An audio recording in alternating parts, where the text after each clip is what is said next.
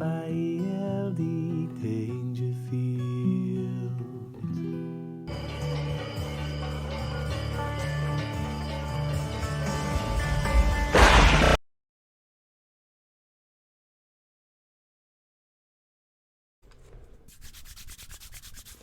All right there. So, they don't like it up 'em.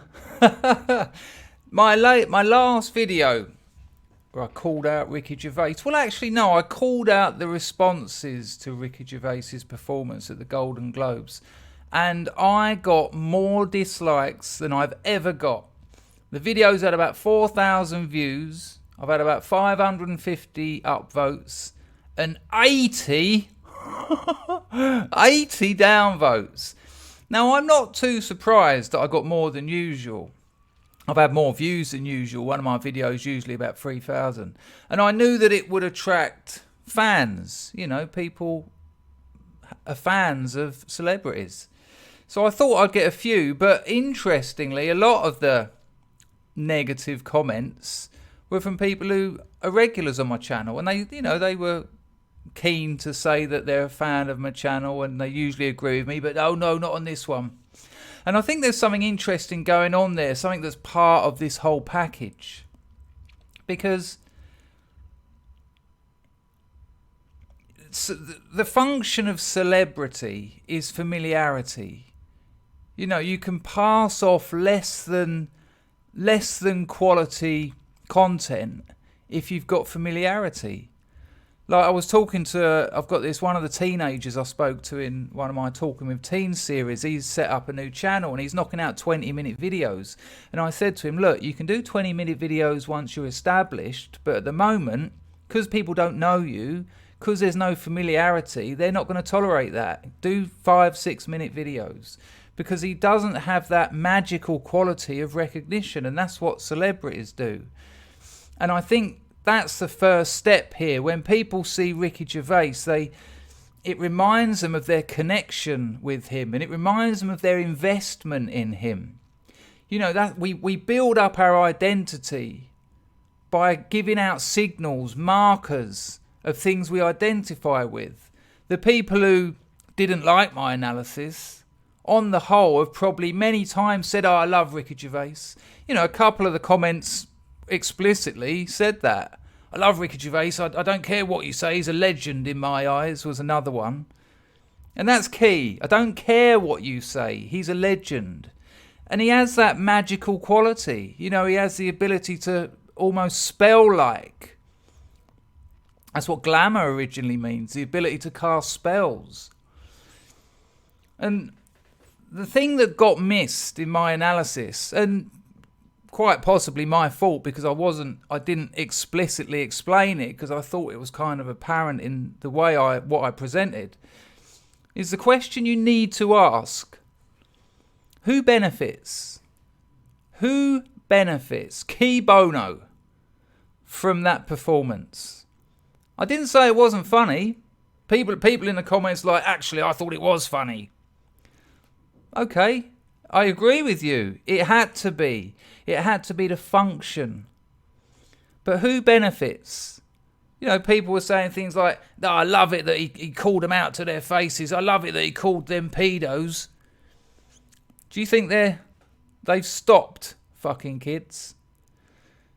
Do you think everything he said to them about them being friends of Epstein, about them being friends of Weinstein, about what they do you think all that stopped now? Do you think they all got home and thought, I've got to have a good look at myself? Do you think Hollywood has reached breaking point from that barbaric attack by Ricky Gervais? The other option is that nothing happened, that they're going to carry on as usual. But there's a third option where it actually benefited them, because he's one of them, he's part of the same system. They've just got away with all that stuff. What was our response? What was the general response to what Gervais said? Laughter. He told them, he let them know they fuck kids. He let them know that they're friends of the likes of Epstein. That's the payoff, is it? That's it. They were let off the hook. They benefited. Hollywood benefited. All those behaviours benefited from this. In contemporary philosophy, there's this brilliant idea of the pharmacon, which comes from the Greek pharmacology, pharmacy. And it's got three meanings, the pharmacon, in contemporary philosophy: remedy, poison, and scapegoat. Now, we can understand remedy and poison in the same object easily. You know, you've got a headache, have some paracetamol.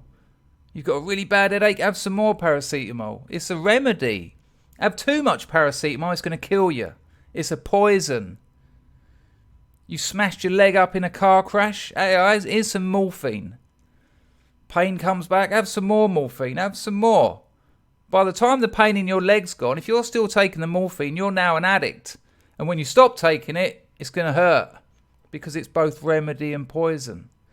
But in the example of what Ricky Gervais done, it is a brilliant example of the pharmacon in all three parts.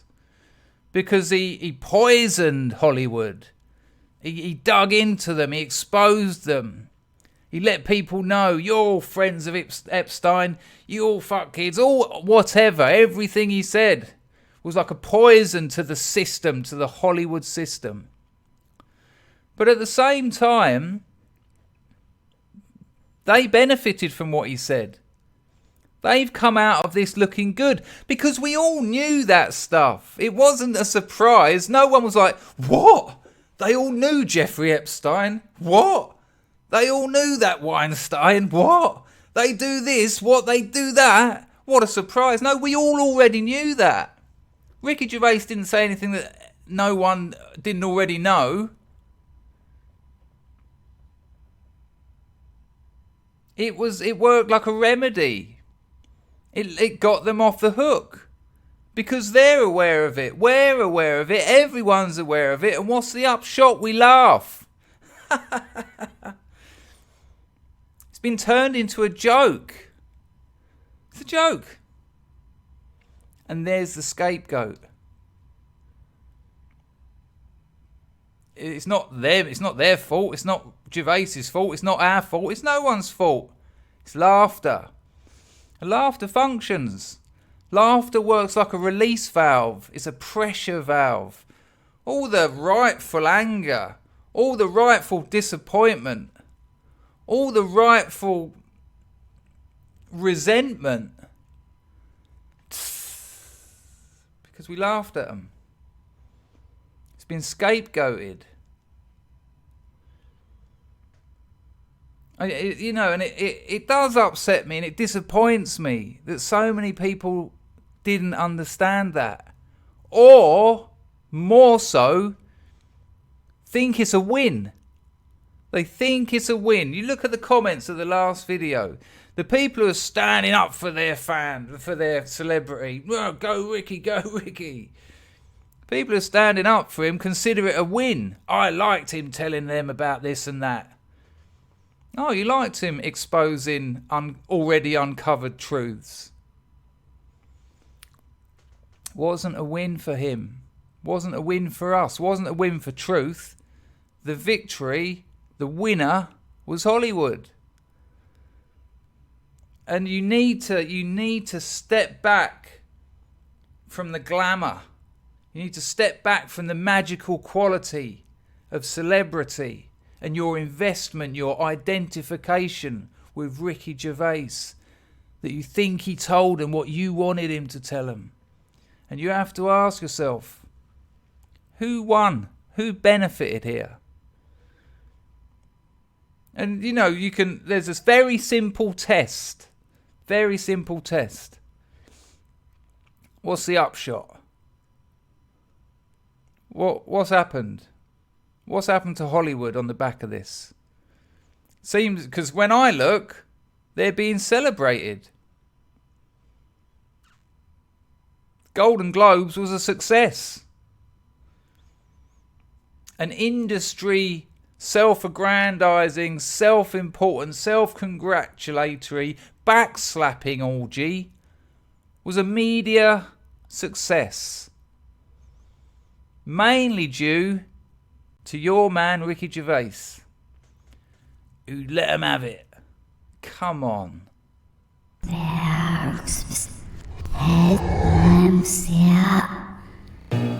Sweet bit, sweet mama, sweet bit, sweet mama, sweet.